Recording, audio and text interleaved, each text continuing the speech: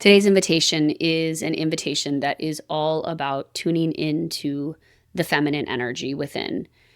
It's also specific to what happens with the earth's energy and the feminine energy.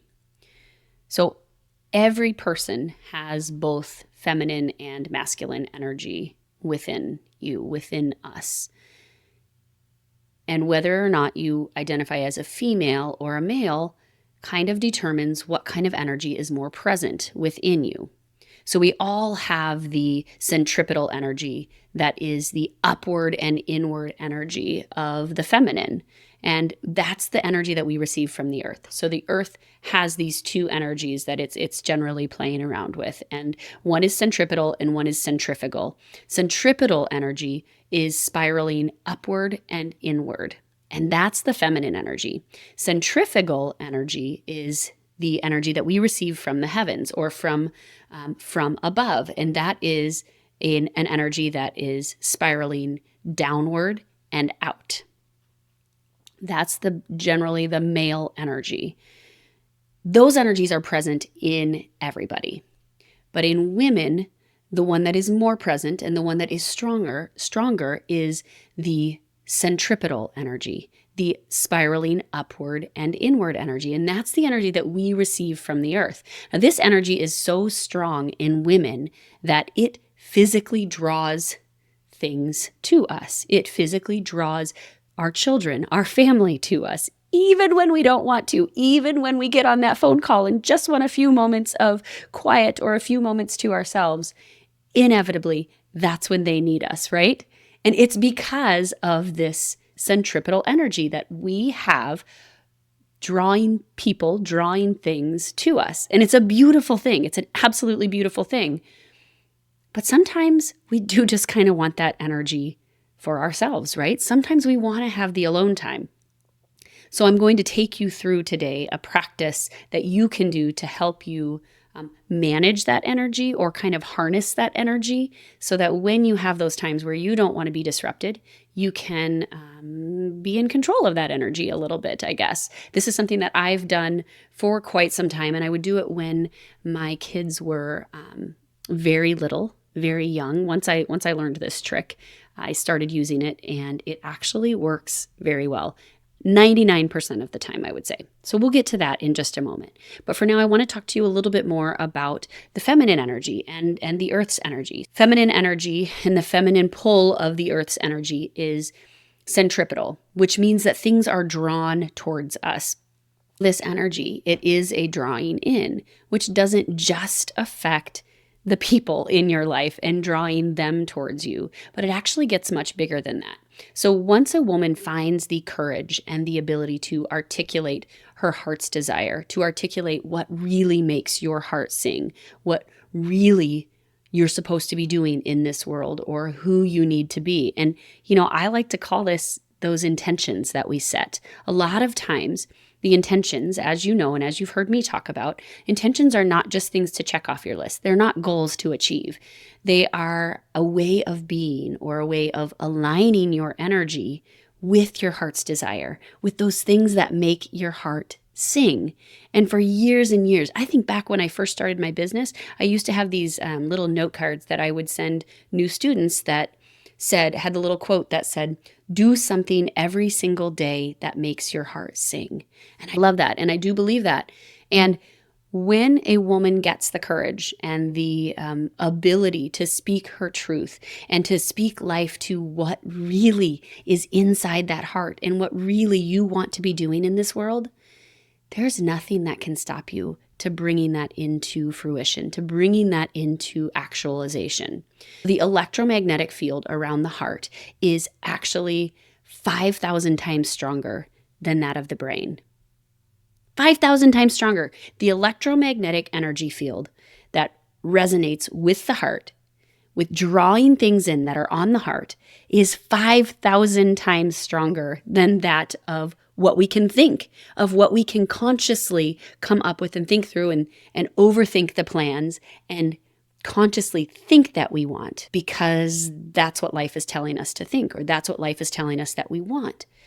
When we connect with the heart, with the mind, And we use that wisdom of the mind to decipher what's really on the heart, to go deeper, to feel inside of ourselves, and to be present with whatever our body is actually sensing, whatever we are really needing that's resting there on our hearts.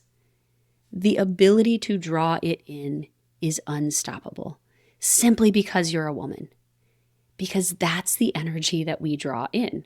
So once we can commit to whatever might be on the heart and we can put it out there into the world, then there's nothing stopping what needs to draw us in, including your kids when they need you, when you're just trying to get 5 minutes of quiet time, right? Because they came from your heart. They were birthed from that energy that you set out there in your heart. And that's a beautiful thing. That's absolutely a beautiful thing. So I wanted to just share that with you so that you know that when you desire something, when you truly desire something, align it with and check in with your heart to see if it's resting there on your heart. And if it's not, if it's just something that has come to mind because that's what you think you should be doing, or that's what you think life needs to be, that's the expectation that the world is putting on you, this is your invitation to reset and check in with that heart space. I want to speak to using that energy to your benefit. So this centripetal force that we feel from the earth is an upward and inward energy. It is a drawing in. And once we tune into what is being called on from our hearts, then there's nothing to stop those things from coming to full fruition, from coming into actualization, and from you fully realizing or manifesting them, which is beautiful. Whatever word you want to use to know that those are the things that you will draw in. So at this time, commit to yourself to drawing in what you want to draw in, to drawing in whatever is resting there on your heart. Centripetal energy is a grounding force, and it places you as a woman, if you are a woman watching this, as the center of your household. No matter whether you have children or not, it places the woman as the center because everything comes in through you, which also means that you generally carry the load, the psychological load, the mental, the emotional load for your entire family. That can be heavy. I get it. That can be really, really heavy. But you know what it also means? It also means that when you start to do the work on yourself, when you start to do the healing work, the self-care work on yourself to improve, that everyone else in your family also benefits, and it lifts all of them up. So that's beautiful. It's absolutely beautiful that everybody else gets to benefit from the work that you do on yourself, simply because you're a woman, simply because you're drawing life into you. You set the tone for your entire family. And I want to read to you a quote from Christine Northrup in her book, Women's Bodies, Women's Wisdom, that beautifully illustrates this point. The well-being of the family and of society itself depends upon women becoming and remaining healthy. Part of creating health is understanding the power of female energy and its implications. The health of a woman's loved ones is directly linked to her own personal health. So we owe it to ourselves to take the time we need to heal and to become healthy, happy, and whole.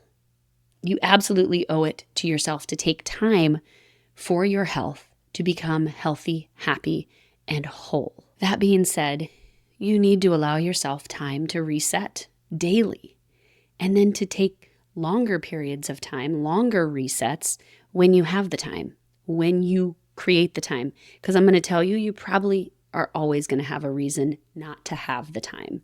So unless you schedule it into your calendar and know when you have those longer periods of resets. For instance, I do quarterly rhythm reset retreats, and when you take the time to do those, to allow yourself the opportunity to reset, then everybody benefits, and you get to dig in a little bit deeper to that healing process and to coming into wholeness.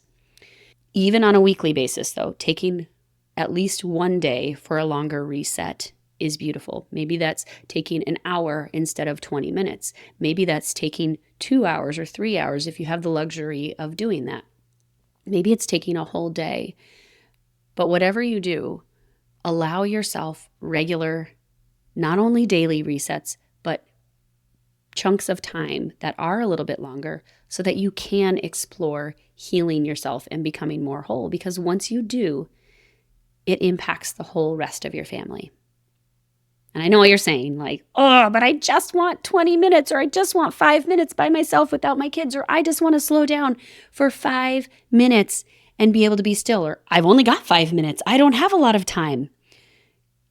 You are the source of time. I'm going to stick that in there and remind you that you are the source of time. You get to decide how full or busy your schedule is, and you get to decide when you take those resets. So I want to invite that way of thinking, because you now know that as a woman, the centripetal energy that draws people into you is going to be present and is going to be there all the time, no matter what. But you have the power to set the boundaries around your schedule and to choose to place time and energy on healing yourself, on resetting your system, and on working towards more wholeness. And the way to do that is to make yourself a priority. In the next video, I'm going to take you through a practice that I do and have done for years, since maybe my second child was a baby, in protecting my energy and guarding it so that I wouldn't be interrupted when I wanted to have my morning reset time. And it works 99% of the time. There are going to be times when it just doesn't. But for the most part, when you can tune into your own energy, it begins to be a practice that can help you set some energetic boundaries around your own energy and as it relates to the other people's energy in your household or around you.